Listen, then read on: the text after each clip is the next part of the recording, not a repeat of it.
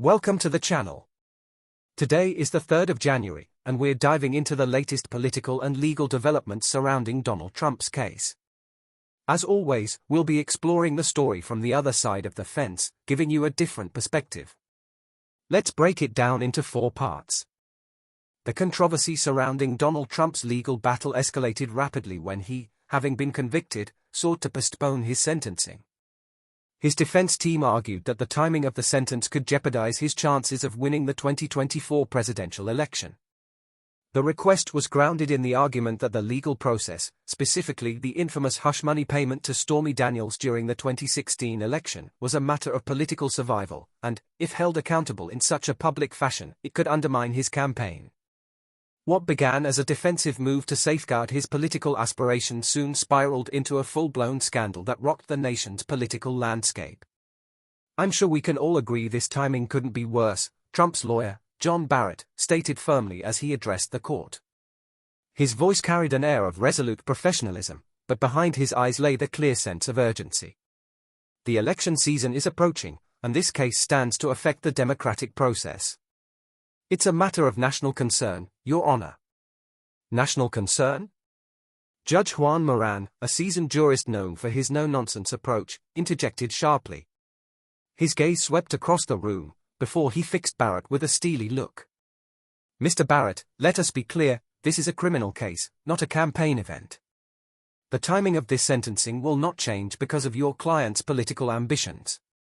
Barrett leaned forward, his expression tense, but maintaining the quiet composure of a seasoned advocate. "With all due respect, Your Honor, this isn't about politics, it's about protecting the integrity of the democratic process. My client, a former president, is entitled to a fair trial, free from the political circus that the media and opposition are eager to create." "Political circus?" Judge Moran repeated, raising an eyebrow. "This case isn't a circus. It's about the law. And the law doesn't bend to electoral schedules or political ambitions." As the courtroom fell silent, the tension between the two men was palpable. Trump's team, including the former president himself, sat rigidly at the front of the room, their faces marked with a mix of frustration and determination. On the other side, the prosecution remained calm and calculated, waiting for their moment to address the court. Meanwhile, in the back of the room, a well-known British political journalist, Michael Preston, scribbled notes on his legal pad, eyes darting between the key players in the room. Preston, known for his sharp, often cynical observations of American politics, couldn't help but shake his head. "Absolutely ludicrous," he muttered to himself under his breath. "The way they are playing this, trying to turn a court of law into some sort of bloody political theater. It's all about keeping the headlines in their favor. Makes you wonder if they really believe any of it or if it's just about winning votes. Fair play, though, it's a smart move on their part, no doubt." Preston, always quick to offer commentary on American political scandals, found himself compelled to share his thoughts with a colleague sitting beside him, a fellow journalist named Sarah Hargreaves. He leaned over and whispered, "Look at that, Sarah. The man thinks he can still bend the system to his will. And the sad part is, there are too many people who'll believe it. Politics in the US is so bloody far removed from reality that it's almost comical." Sarah, a seasoned political reporter herself, let out a short laugh. "Well, I've seen it all now. Trump's trying to use the court as a stage for his campaign. It's like watching a slow-motion car crash, you can't look away, even though you know the outcome. You'd think, after all these years, he'd realize that laws are something you can't just ignore because you've got a few million voters behind you." Preston shook his head, his pen tapping rhythmically on the notepad. No, he's well aware of it. But he's a master at this sort of thing, manipulating the system, playing the public like a fiddle. It's what he does best. Always has, always will. If there's one thing Trump knows, it's how to turn every situation to his advantage. He's got the press, he's got the public, and now he's got a bloody court of law to play with too. In the midst of this heated exchange, the room grew even quieter as Judge Moran prepared to deliver his ruling. He took a deep breath and, in a tone laced with authority, declared, "The request for a postponement of sentencing is denied.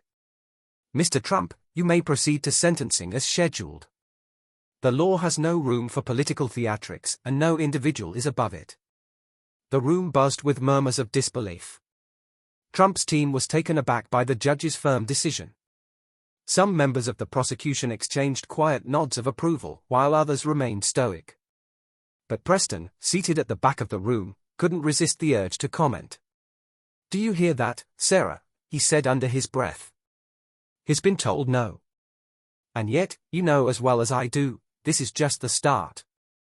The man's far from giving up. There's always another twist around the corner with him." Sarah, who had seen her fair share of courtroom drama, nodded slowly.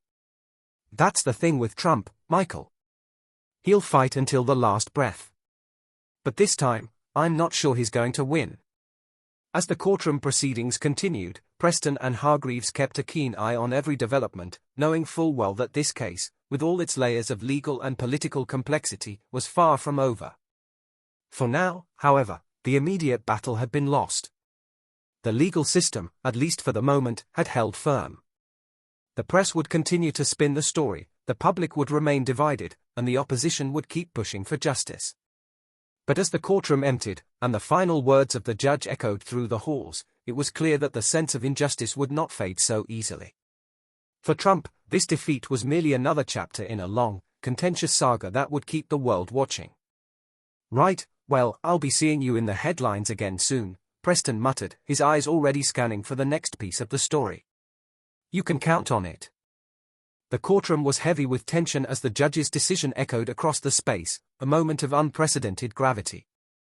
It was the 10th of January, the date that had loomed large for months, and now the time had come. The judge, resolute and unwavering, stood before the gavel, the weight of history pressing down upon him. The decision was final, and in this case, it was not one of leniency or delay. Donald Trump, despite his status as president-elect, would not be afforded the privilege of immunity. This was a step that marked a significant shift in the political landscape. The court had ruled that there would be no further delays, no more posturing or legal maneuvers to push the inevitable sentencing into the future.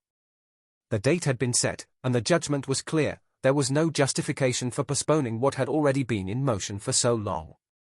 Trump's position, whether it be as a private citizen or the president-elect, would not alter the legal proceedings. He was to face the consequences of his actions, regardless of his potential return to office. Outside the court, the media was abuzz with speculation. The press had long been divided, but one thing was clear: this was a moment that could not be ignored. The opposition, in particular, had been waiting for a day like this. The seasoned journalists, those who had spent their careers scrutinizing every move of the political elite, were now poised to pounce. Among them, a particular British journalist, a man known for his sharp tongue and unrelenting criticism, had a front-row seat to the drama unfolding before him. As he scribbled notes in his worn-out notepad, he muttered under his breath, "Well, the inevitable has come to pass, hasn't it? I dare say this is one for the history books. A president-elect, no less, standing in the dock. The world will surely be watching." His colleague, a young reporter with wide eyes and a touch of idealism, looked over at him with curiosity. "Do you think this will change anything? Will it be the end of him?" The older journalist looked up, a wry smile playing at the corners of his lips. "End of him? I should think not. Trump, my dear, is like a bad penny.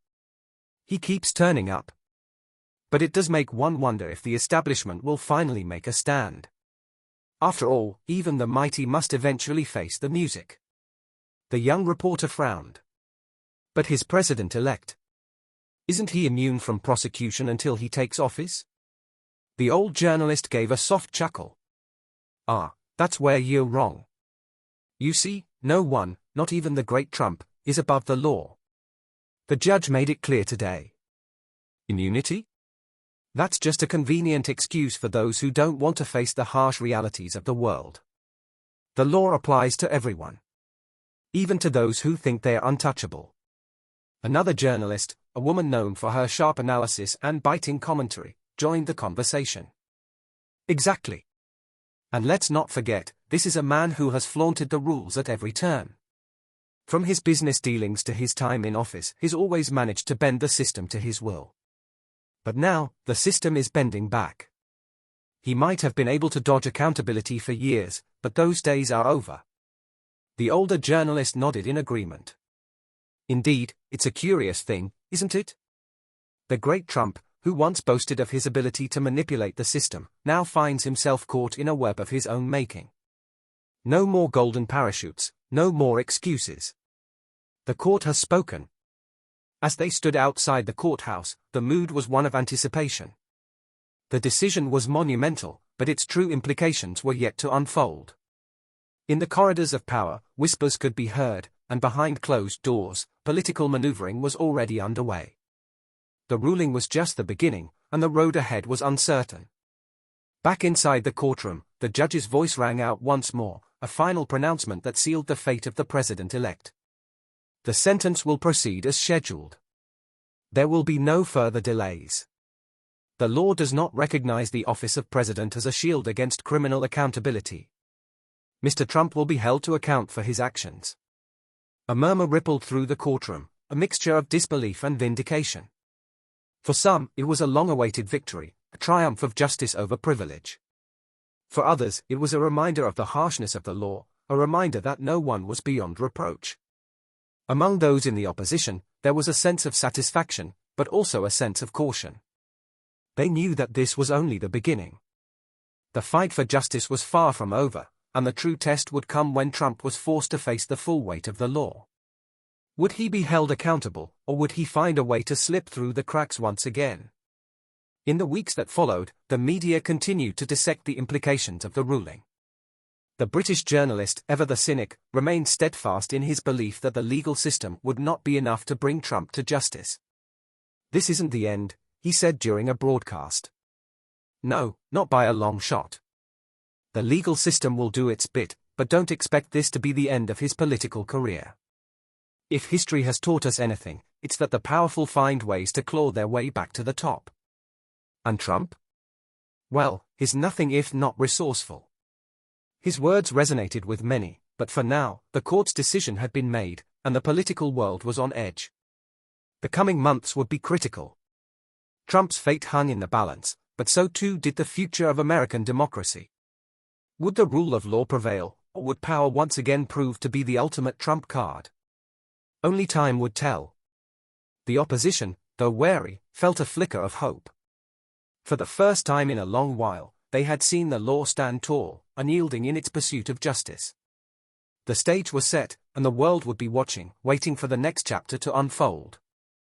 The situation surrounding Donald Trump's potential conviction is far more complex than it might initially appear. While some expected a sentence that would involve time behind bars, the judge seems inclined to avoid jail for the former president, opting for other alternatives to deal with the consequences of his conviction. However, the real question now looms much larger: can a man convicted of a serious crime continue to pursue the presidency of the United States? Amid this uncertainty, it's crucial to delve into the political implications. Trump's legal proceedings have been one of the most closely watched events in American politics in recent years, and the repercussions stretch beyond his conviction. The idea of a convicted felon running for president could reshape the political landscape in ways that are unexpected, not only in the United States but also on a global scale. A meeting was arranged in London between several journalists and political analysts to discuss the situation. Among them was Charles, a well-known British journalist known for his critical stance and firmly entrenched opposition to Trump. Charles was not about to show any leniency towards Trump, especially after his conviction. Charles, taking a sip of tea, turned to his colleague Oliver and said with a wry smile, "Well, Oliver, it seems that our friend across the pond isn't going to be incarcerated. But does anyone honestly believe that a man with such a serious conviction should be allowed to run for president again? It's madness, isn't it?" Oliver, who had always been a bit more moderate in his views, frowned and replied, "Charles, I get your point, but we mustn't forget about the presumption of innocence and the political system in the States. The fact that he's been convicted doesn't mean he can't still participate in the elections.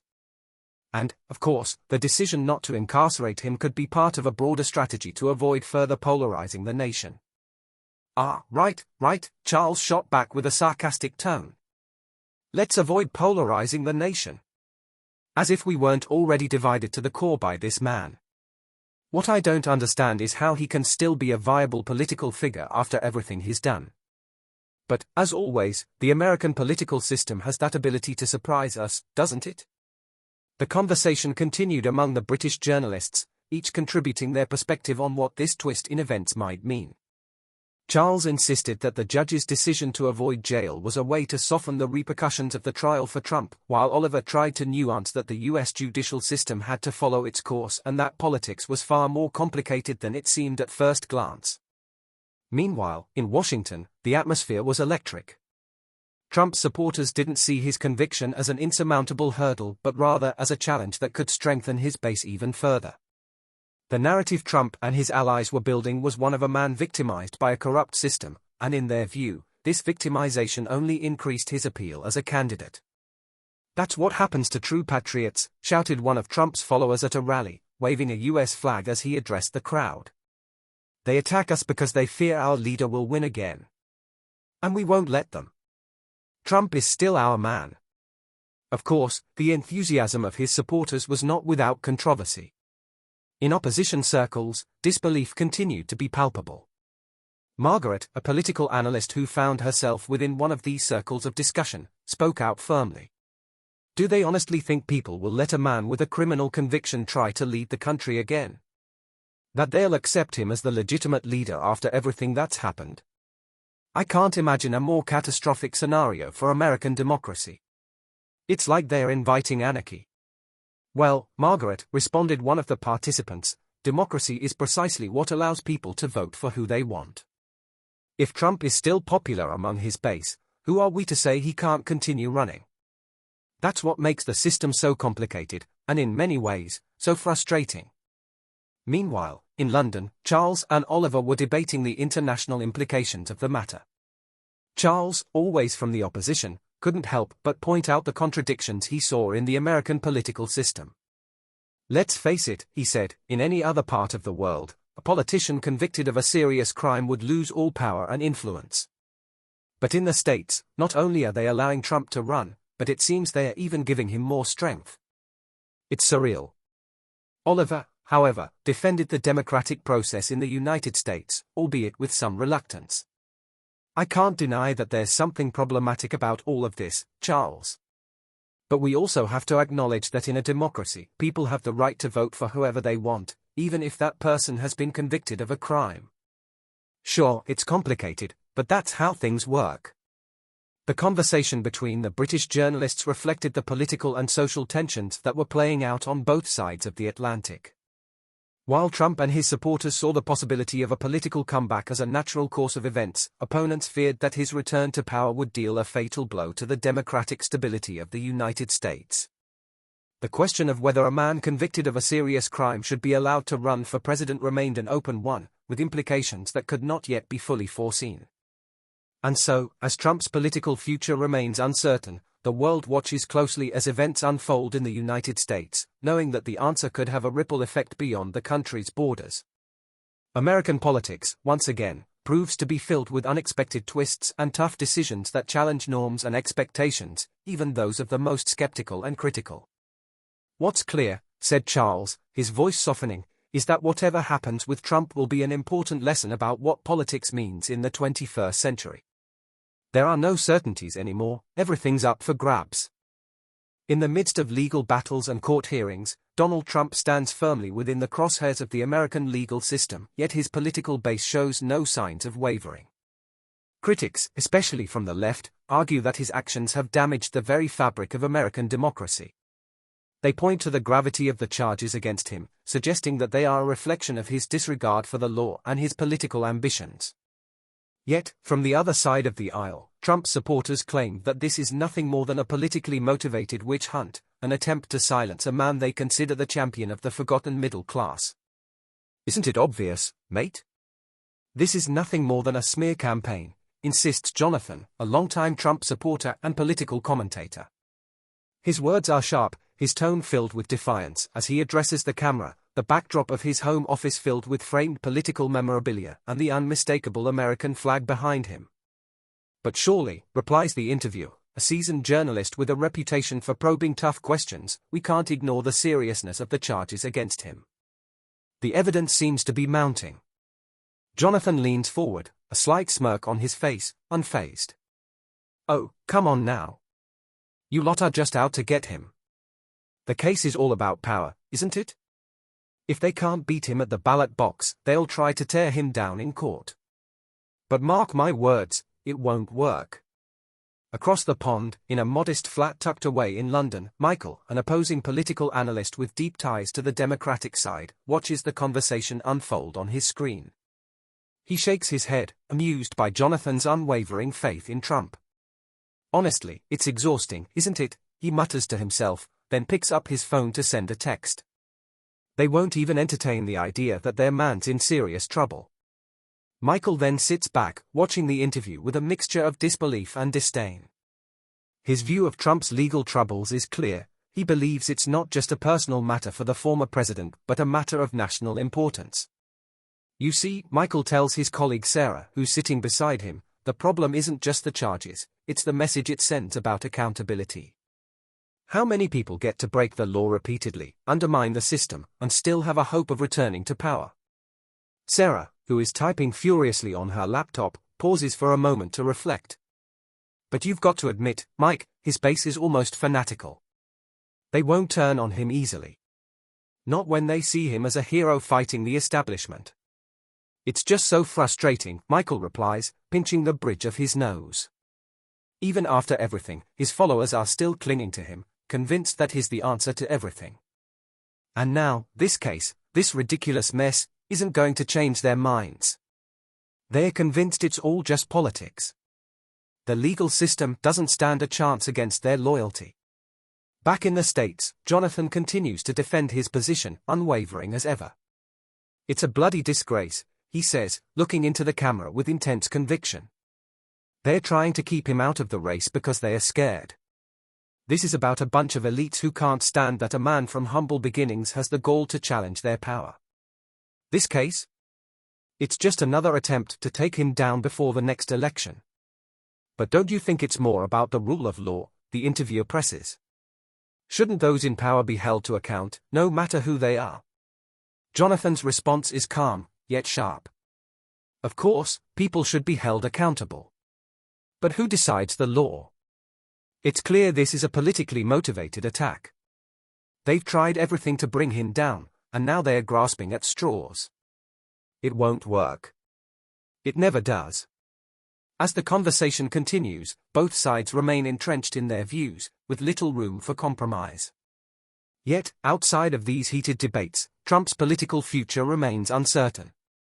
His legal team works tirelessly, making their case in the courts, while his political machine continues to churn ahead. But one thing is clear, his standing with the public has not been significantly harmed, even in the face of mounting legal challenges.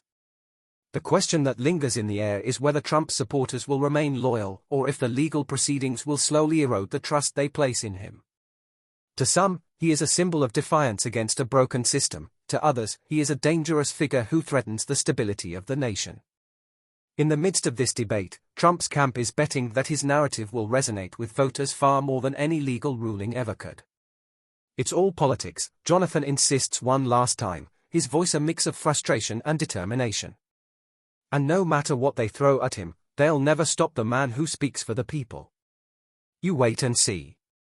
Meanwhile, Michael in London has no doubts about the significance of the case, despite the political spin that's being placed on it. It's not about politics anymore, he says, more to himself than to anyone else. It's about whether America can really say it's a land of laws, not men. And whether the next election is going to be about the will of the people, or the will of one man who thinks he's above it all.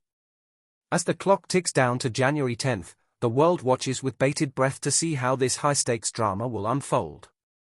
The outcome is uncertain, but one thing is clear, no matter the result, Trump's story is far from over. Whether it will be one of redemption or ruin remains to be seen, but for now, his political ambitions seem as strong as ever. In the end, it is not just a legal battle. It is a reflection of the deep divisions that define American politics today, a fight not just for the future of one man, but for the very soul of a nation. The stakes could not be higher.